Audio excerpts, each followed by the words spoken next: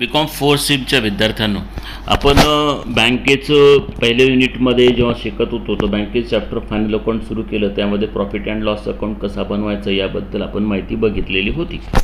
परंतु त्यातले 2 गणिते शिकलो आपण आणि एक गणित मला वाटतं तुम्हाला सोडवण्यासाठी पाठवलेलं आहे. आता मी तुम्हाला काय करणार आहोत की बॅलन्स शीटचे 2 गणिते शिकवणार आहोत आणि बहुतेक हे दोन्ही गणित मी तुम्हाला एकाच व्हिडिओमध्ये पोस्ट करणार. तर बॅलन्स शीटचे मी अगोदर तुम्हाला फॉर्मॅट समजून सांगतो की बॅलन्स शीट बघा अशी बँक आपल्या व्हर्टिकल बॅलन्स शीटमध्ये बनवते आणि हिच्यामध्ये बघा प्रत्येक बँकेला एक कॅपिटल आणि लायबिलिटी नावाचे हेड असते आणि तिच्यात या बँकेच्या 5च लायबिलिटी असतात. पहिली लायबिलिटी कॅपिटल, दुसरी लायबिलिटी रिझर्व्ह अँड सरप्लस. आता या रिझर्व्ह अँड सरप्लसमध्ये अनेक पदं असतात. मग तिसरं असते डिपॉझिट. तर डिपॉझिट पण तुम्हाला सांगितलं की 4 ते 5 प्रकारचे डिपॉझिट असतात. मग ह्या डिपॉझिटची पदं इकडे रफमध्ये लिहायचं, मग याची बेरी इकडे घेऊन यायची. मग बॉरोविंग म्हणजेच आता बँकेची डिपॉझिट लायबिलिटी का झाली माहिती आहे तुम्हाला, की कस्टमरकडून डिपॉझिट घेतात पण कस्टमरला परत करावं लागते ना, म्हणून बँकेची ती लायबिलिटी झाली आहे. चौथं बँकेची लायबिलिटी आहे बॉरोविंग म्हणजेच काय, बँकेने जे लोकांकडून किंवा दुसऱ्या बँकांकडून कर्ज घेतलं असेल किंवा रिझर्व्ह बँकेकडून कर्ज घेतलं असेल त्या कर्जाला बॉरोविंग असे म्हणतात आणि म्हणून ते घेतलेले कर्ज बँकेला परत करावं लागेल आणि म्हणून ती 4 नंबरचं लायबिलिटी बँकेची बॉरोविंग आहे. आणि मग हे 4 वरच्या लायबिलिटी सोडून बाकीची कुठलीही लायबिलिटी असो, जसं बिल्स पेएबल आहे वगैरे वगैरे, क्रेडिटर्स आहे, हे सर्व लायबिलिटी बँकेच्या अदर लायबिलिटीमध्ये येतात 5 नंबरमध्ये. इथे या 5 लायबिलिटीची टोटल झाल्यानंतर मग बँकेच्या ॲसेट सुरू होतात. तर सर्वात पहिले बँकेचे ॲसेट म्हणजे कॅश इन हँड, बँकेत असलेली कॅश आणि बँकेची RBI, कारण प्रत्येक बँकेला RBIमध्ये कॅश ठेवावं लागत असते आणि म्हणून त्या 6 नंबरमध्ये हेड येतात.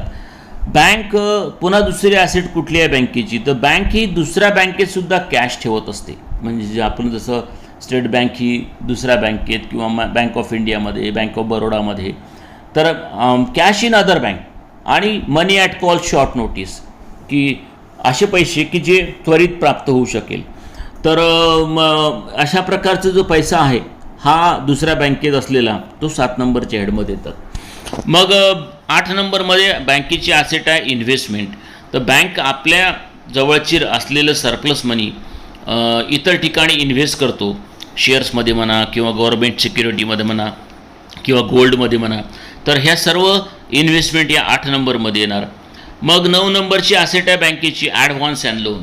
तर कस्टमरला बँक जे लोन देते किंवा कस्टमरचे बिल डिस्काउंटेड करतात, बिल डिस्काउंटेड किंवा कॅश क्रेडिट लोन देतात, हे सर्व प्रकारचे लोन या 9 नंबरच्या हेडमध्ये येतात. आता ॲडव्हान्स अँड लोनमध्ये नेहमी येणारी पदं बिल डिस्काउंटेड म्हणजेच कस्टमरला बँकेने एक प्रकारे दिलेलं कर्जच होय, ॲडव्हान्सेस दिलेलं असेल, कॅश क्रेडिट लोन असेल, लोन असेल, असे जे काही पदं असेल ते सर्व या 9 नंबरमध्ये येणार. मग 10 नंबरमध्ये फिक्स ॲसेट येणार बँकेची, ती आहे फिक्स ॲसेट. आता फिक्स ॲसेट तुम्हाला माहीतच आहे, बिल्डिंग, फर्निचर, त्याच्यानंतर कम्प्युटर वगैरे ह्या सगळ्या फिक्स ॲसेट आहे, ते 10 नंबरमध्ये येणार. आणि मग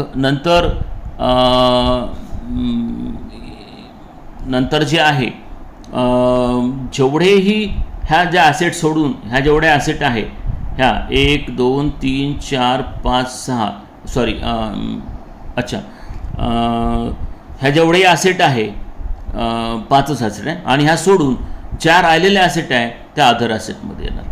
आणि मग अशा प्रकारे मग इथे या ॲसेटची बेरीज होणार. ही बेरीज आणि ही बेरीज सारखी यायला पाहिजे. आणि मग सगळ्या शेवटी असते कॉन्टिजेंट लायबिलिटी. कॉन्टिजेंट लायबिलिटीचा अर्थ होतो की बँकेला काही संभाव्य देयता असतात. संभाव्य म्हणजेच द्यावे लागतात किंवा नाही द्यावं लागत, म्हणजे असं त्याची संभावना असते, द्यायच्या असतात, कधी कधी नाही. उदाहरणार्थ एखाद्या लायबिलिटीबद्दल कोर्टात केस असेल तर कोर्टात केस हारलं तर पैसे द्यावं लागेल, नाही हारलं जिंकलं तर पैसे नाही द्यावं लागेल. It is called contingent liability. Bill collection झाले असे जे असतात ते पदं ते कॉन्टिजेंट लायबिलिटीमध्ये येतात. आणि म्हणून मी तुम्हाला आता बॅलन्स शीटचं एक पहिलं उदाहरण घेतलेलं आहे.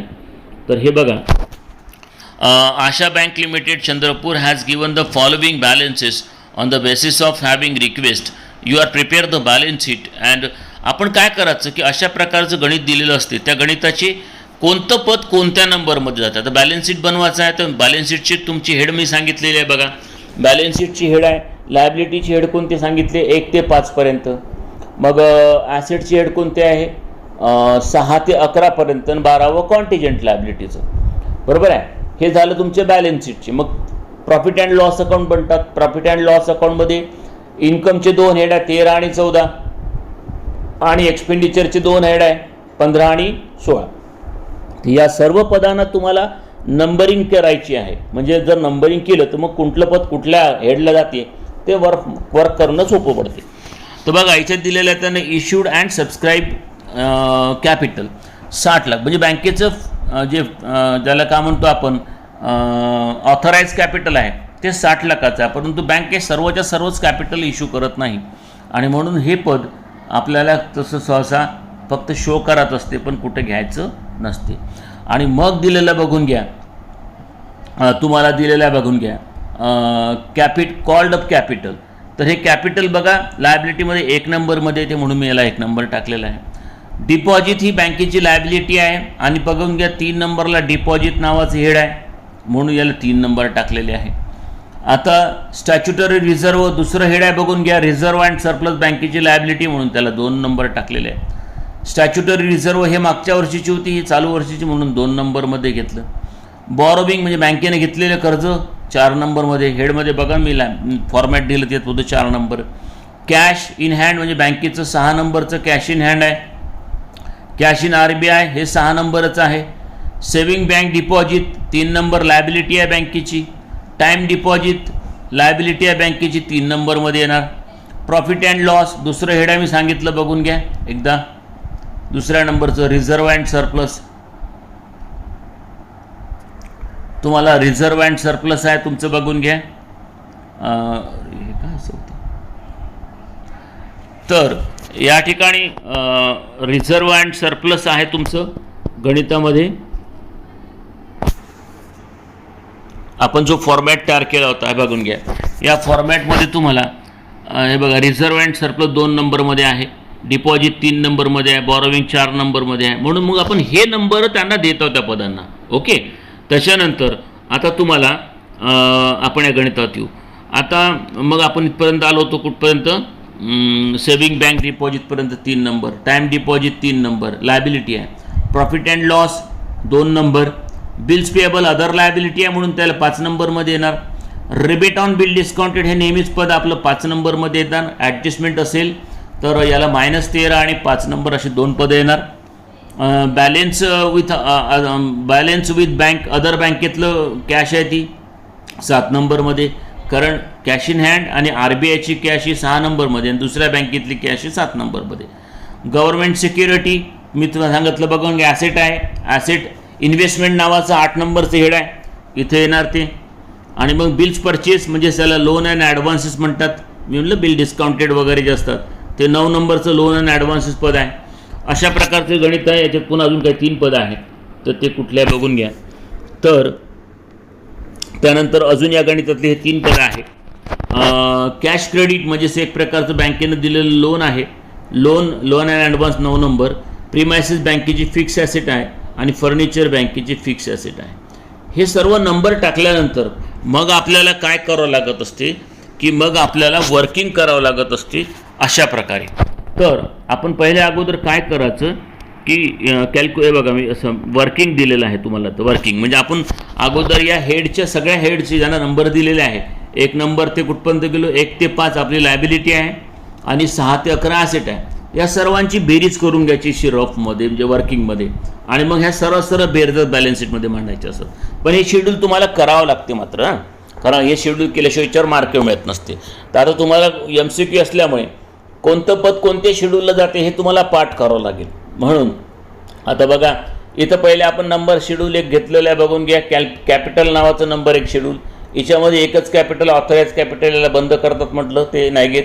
आणि इश्यूड कॅपिटल बघा 30 लाख आहे आणि minus call in arrears dash आहे 30 लाख. याला नंबर 1 केलेलं आहे आपण बघा. नंबर 1चं शेड्यूल आहे. मग इथं लिहिलं आहे बघून घ्या शेड्यूल नंबर 2चे पदं जे होते. आता आपण ज्या ज्या पदांना शेड्यूल नंबर 2 टाकलेलं आहे तर आपण शेड्यूल नंबर 2चे 3 पदं आहे बघून घ्या. वाटल्यास तुम्हाला हे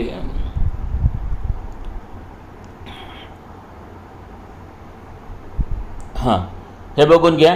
शेड्यूल नंबर 2चे पदं हे 1, 2 आणि हा प्रॉफिट अँड लॉस अकाउंट 3, हे 3 पदं आहे शेड्यूल नंबर 2चे. तर म्हणून बघून घ्या हे 7 लाख आणि हे 1,14,000 हे दोन्ही रिझर्वच आहे, म्हणजे या दोघांची बेरीज होईल. आणि म्हणून मी अशा प्रकारे बघून घ्या इथं हे बघा स्टॅच्युटरी मागच्या वर्षी 7 लाख, चालू वर्षीचं 1,14,000 या दोघांची बेरीज केली आणि प्रॉफिट अँड लॉस अकाउंट म्हणून या दोघांचे 2 नंबरची बेरीज झाली शेड्यूलची एवढी. ही झाली 1 नंबरची बेरीज. मग त्याच्यानंतर आपण 3 नंबर डिपॉझिटचे पदं होते. तर डिपॉझिटचे आपले बघून घ्या 3 नंबरवाले पदं होते. या 3 नंबर शेड्यूल आहे यांची. तर तिथे आपण 3 नंबर टाकले होते. 3 डिपॉझिट, डिमांड डिपॉझिट होती, सेव्हिंग डिपॉझिट आणि टाईम डिपॉझिट होती. या तिन्ही पदांना आपण इथं लिहून घेतलं आणि या 3 नंबरची बेरीज आपली ही आली. मग आपण घेतलं बॉरोविंग नावाचं. तर गणितामध्ये बॉरोविंग नावाचं एकच पद होतं 4 नंबरचं, बॉरोविंग अदर बँक म्हणून. ते इथंच एकच पद लिहिलं बघा 4 नंबर, याची बेरीज दाखवली आपण. मग आला आपले 5 नंबर अदर लायबिलिटी. अदर लायबिलिटीमध्ये 2 पदं होते आपले. एक होतं बिल्स पेएबल आणि एक होतं रिबेट ऑन बिल डिस्काउंट, ज्याला आपण 5 नंबर लिहिला होता बघून घ्या. तर या दोन्ही बेदांची बेरीज करायची, ती बेरीज एवढी येते 5 नंबरचं. आणि मग शेड्यूल नंबर आला तर 6. इथं पूर्ण 11 शेड्यूलची बेरीज करायची असतात. मग शेड्यूल नंबर 6 आलं बघा. तर शेड्यूल नंबर 6मध्ये तुमचं cash in hand and RBI. या ठिकाणी 2 पदं आहे शेड्यूल नंबर 6चे. त्या बँकेत कॅश होती एवढी आणि RBIमध्ये 70 लाख होती. या दोघांची बेरीज केली म्हणून शेड्यूल नंबर 6 झालं. आता शेड्यूल नंबर मग आता 7 येणार. तर शेड्यूल नंबर 7 बघा. शेड्यूल नंबर 7ची बेरीज बघा. शेड्यूल नंबर 7मध्ये एकच पद होतं कॅश इन अदर बँक. दुसऱ्या बँकेत कॅश होती यांची 65 लाख म्हणून तीच बेरीज झाली 7 नंबरची. मग 8 नंबरला आपण एकच पद होतं 8 नंबरचं आपलं, ज्याचं नाव होतं गव्हर्नमेंट सिक्युरिटी. इन्व्हेस्टमेंटमध्ये येणार ते, म्हणजे ही ॲसेट आहे 24 लाखाची. आणि मग 9 नंबर लोन अँड ॲडव्हान्सेस. अशी आपली तर 2 पदं होती, loan and advances. Bill purchase and discounted आणि कॅश क्रेडिट या 2 पदांना आपण 9 नंबर टाकलं होतं म्हणून या 9 नंबरची बेरीज एवढी आली. म्हणजे बँकेने वाटलेलं हे लोन आहे. मग गणितात बघा आपण जेव्हा दुसऱ्या पेजवर गेलो होतो ते 2 नावाच्या फिक्स ॲसेट होत्या. कोणती प्रीमायसेस आणि फर्निचर. या दोन्ही प्रीमायसेस आणि फिक्स ॲसेटची बेरीज केली, हे झालं 10 नंबर. आणि मग येणार आपला तर 11 नंबर. 11 नंबरमध्ये बघा अदर ॲसेट आहे. या ठिकाणी कुठल्याही पदांना आपण 11 नंबर दिलेलं नाही आहे म्हणून इथं 11 नंबर नील. आणि 12 नंबरसुद्धा आपण कुठल्याही पदाला दिलेलं नाही आहे. अशा 12ही शेड्यूलची बेरीज केल्यानंतर मग आपल्याला एकदा ह्या बेरीजा झाल्या आपल्या की मग सर्व सोपं पडते आणि मग आपलं बॅलन्स शीट कशी बनणार. तर अशा प्रकारे मग बॅलन्स शीट करायची तयार. पुन्हा बॅलन्स शीट आशा लिमिटेड. हे बघा capital, reserve, deposit, borrowing, other assets 1 number, 2 number, 3 number, 4 number, 5 number. आणि आपण जर वर्किंगमध्ये ज्या बेरजा लिहिलेल्या आहे सगळ्यांच्या 1 नंबरची बेरीज, 2 नंबरची बेरीज, 3 नंबरची बेरीज, 4 नंबरची बेरीज, 5 नंबरची बेरीज आणि याची झाली मग टोटल. मग इकडे ॲसेट कोणते आहे तर cash in hand, other bank, investment 8 number, loan and advance 9 number, fix asset 10 number, other asset 11 number. आणि आपल्या आलेल्या बेरीजा बघा 6 नंबरची बेरीज एवढी होती, 7 नंबरची बेरीज एवढी होती, 8 नंबरची ॲसेटची बेरीज एवढी होती, 9 नंबरच्या ॲसेटची, 10 नंबरच्या आणि 11 नंबर नील आलं होतं आणि 12 नंबरसुद्धा नील आलं. परंतु इथं मात्र 11 नंबरपर्यंतच बेरीज मारल्या जाते आणि या दोन्ही बेरीजा बघून घ्या सारख्या आलेल्या, म्हणजे आपली बॅलन्स शीट इथे सारखी झालेली आहे. तर अशा प्रकारे बॅलन्स शीट आपल्याला तयार करावं लागत असते. तर उद्याला मी तुम्हाला पुन्हा दुसऱ्या नंबरचं गणित देतो. तुम्हाला घाई होईल तर हेच गणित तुम्ही आता एकदा म्हणजेच थोडं विद्यार्थी मित्रांनो हे दुसरं गणित मी तुम्हाला आता समजून सांगतो. From the following balance sheet of Maharashtra bank limited and prepare balance sheet from the prescribe form schedule. म्हणजे तुम्ही प्रिस्क्राईब शेड्यूलमध्ये तुम्हाला तो बनवून द्यायचा आहे म्हणते. आता तुम्हाला मी अगोदर सांगितलं की बॅलन्स शीटमध्ये 2 साईड असतात. पहिली साईड असते एक लायबिलिटीची आणि दुसरी साईड असते बॅलन्स शीटची. लायबिलिटीची मध्ये 5च लायबिलिटीची हेड आहेत. पहिलं हेड कॅपिटल, त्याला 1 नंबर येणार. दुसरं हेड रिझर्व अँड सरप्लस, ज्याला म्हणजे प्रॉफिट अँड लॉस अकाउंट म्हणतात. सरप्लसला म्हणजेच प्रॉफिट अँड लॉस, याला सरप्लस म्हणतात त्याचं. तर दुसऱ्या नंबरचं हेड ते, हे बघा इथे प्रॉफिट अँड लॉस अकाउंटला 2 नंबर लिहिलेला आहे. इथं बघा कॅपिटलला 1 नंबर लिहिलेला आहे. तिसरं हेड असते त्याच्यानंतर डिपॉझिट. 4 नंबरचे हेड असते बॉरोविंग, हे लायबिलिटीचे हेड आहे. आणि 5 नंबर अदर लायबिलिटी. आणि म्हणून मग येते ॲसेट. ॲसेटमध्ये 6, 7, 8, 9, 10, 11 एकूण 6 हेड आहे. लायबिलिटीचे 5 हेड आणि ॲसेटचे 6 हेड. तर ॲसेटचं पहिलं हेड कोणतं? Cash in RBI, in hand. आणि दुसरं हेड आहे 7 नंबरचं कॅश इन अदर बँक, म्हणजे रिझर्व्ह बँकेत कॅश आणि दुसऱ्या बँकेत कॅश. तर रिझर्व्ह बँकेच्या कॅशला 6 नंबर म्हणतात. स्वतःजवळ कॅश असेल त्याला 6 नंबर म्हणतात. आणि दुसऱ्या बँकेत जर कॅश असेल त्याला 7 नंबर म्हणतात.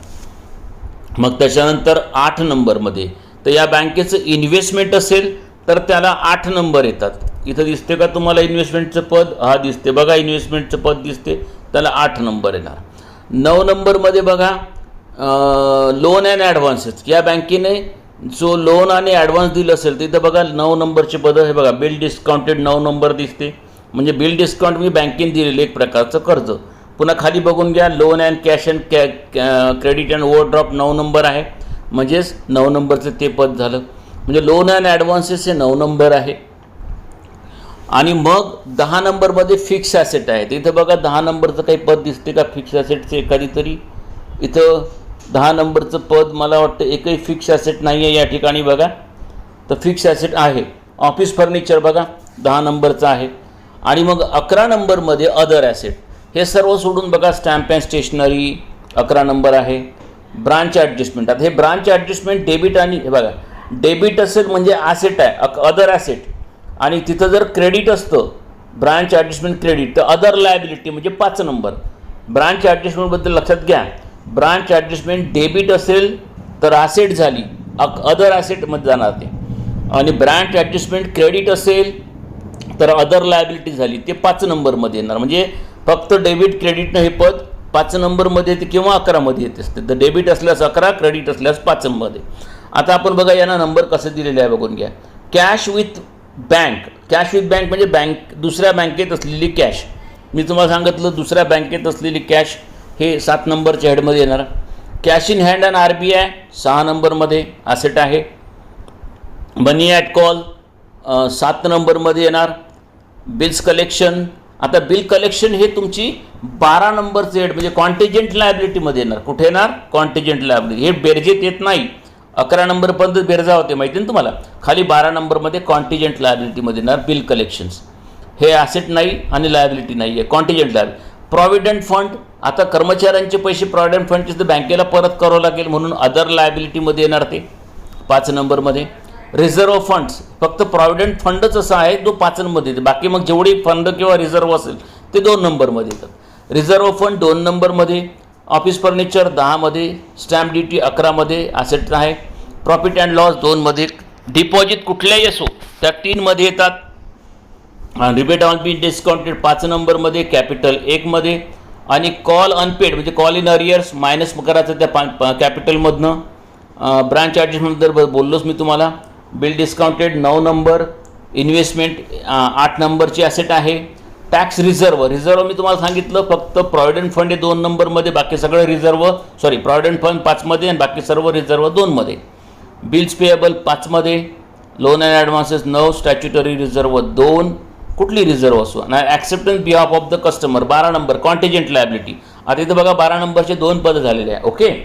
तर अशा प्रकारे नंबर टाकल्यानंतर मग आपण याची शेड्यूल तयार करायची आहे पहिलेच, म्हणजे बेरीज करून घ्यायची. हे वर्किंग काम आहे आपलं. शेड्यूल नंबर 1 कॅपिटलचं एकच पद आहे, त्यात कॉल इन अरियर्स मायनस झालेलं आहे. हे बघा कॉल इन अरियर्स मायनस केलेलं आहे या कॅपिटलमधून, आणि मग मायनस करून हे 1 नंबरची बेरीज. मग 2 नंबरमध्ये आपले 3-4 पदं आहे. एक आहे रिझर्व, स्टॅच्युटरी, टॅक्स रिझर्व, त्यानंतर कॉन्टिजेंट रिझर्व आणि प्रॉफिट अँड लॉस. या सर्वांची बेरीज 2 नंबरची येणार. 3 नंबरमध्ये एकच पद आहे, त्याची एकच पद घेतली. 4 नंबरमध्ये काहीच पद नव्हतं. 5 मध्ये मग बाकीचे एकूण 1 2 3 4 पद होते, बघून घ्या. Bills payable, provident fund, unclaim dividend आणि रिबेट ऑन बिल डिस्काउंटेड हे 5 नंबरमध्ये अदर ॲसेटमध्ये आले होते. त्याच्यानंतर 6 मध्ये कॅश इन आर बी आयमध्ये कॅश होती त्याची 1,16,60,000 870 आणि मग 6 नंबरची ती बेरीज झाली. 7 नंबरमध्ये 2 पदं होते, cash in with bank other बँकेत आणि मनी ॲट कॉल, या दोघांची बेरीज केली तर ही 7 नंबरची बेरीज झाली. त्याच्यानंतर 7 झाल्यानंतर मग येते पुन्हा आता 8 नंबर बघा. 8 मध्ये इन्व्हेस्टमेंट नावाचं एकच पद होतं. त्याच्यानंतर 9 नंबरमध्ये 2 पदं होते तुमचे आणि मग त्यांची बेरीज केली. 10 फिक्स ॲसेट एकच पद होतं. 11 मध्ये 2 पदं होते, बघून घ्या, आणि मग यांची बेरीज केली. आणि 12 मध्ये 2 पदं आले होते. हे केल्यानंतर हे या सर्व 1 ते 12च्या बेरजाचं आणि मग इथं आपली सरळ बॅलन्स शीट बनते. हे बघा, लायबिलिटी अँड बॅलन्स शीट अशी लिहून घ्यायची, कॅपिटल अँड लायबिलिटी आणि ही ॲसेट. तर ही 1 2 3 4 5 5च्या पूर्ण बेरजा आणि यांची बेरीज 5ची आणि मग 6 7 8 9 10 11 11च्या बेरजा ह्यावाल्या. हे बघा, आता जसं उदाहरणात कोणतं 11 नंबरची बेरीज आहे 399 973, इथं बघून घ्या. 11ची बेरीज 399 973 डायरेक्ट बेरीज लिहिलेली आहे. म्हणजे इथं सर्व बेरजा लिहायची आहे. मग ही बेरीज आणि ही 5ची बेरीज हे सारखी आली. आणि 12 नंबरची बेरीज बघून घ्या 1 15 296, इथं खाली लिहायचे. हे बेरजेत येत नसते 12 नंबरचं. अशा प्रकारचं ही बॅलन्स शीट बनवायची असते. मी तुम्हाला पुन्हा तुमच्या ग्रुपमध्ये एक असंच नंबर टाकून एक बॅलन्स शीटचं गणित देईल, ती तुम्हाला होमवर्क करता राहील. तर ते उद्याला टाकेल. आज तुम्ही हे पहिले समजून घ्या. हे गणित तुम्ही वर्किंग कसं केलं हे 2-2दा 3-3दा करून बघा. प्रॅक्टिस करावं लागेल तुम्हाला, याची खूप प्रॅक्टिस केल्याशिवाय येणार नाही. आणि मग हे सगळे पदं तुमचे पाठांतर होऊन पर्यंतच प्रॅक्टिस करायची आहे. अजून एक तुम्हाला मोठं गणित देईल ज्याच्यामध्ये प्रॉफिट अँड लॉस अकाउंट आणि बॅलन्स शीट पूर्ण दिलेलं असेल आणि मग आपलं हे चॅप्टर आपण संपवू. थँक्यू.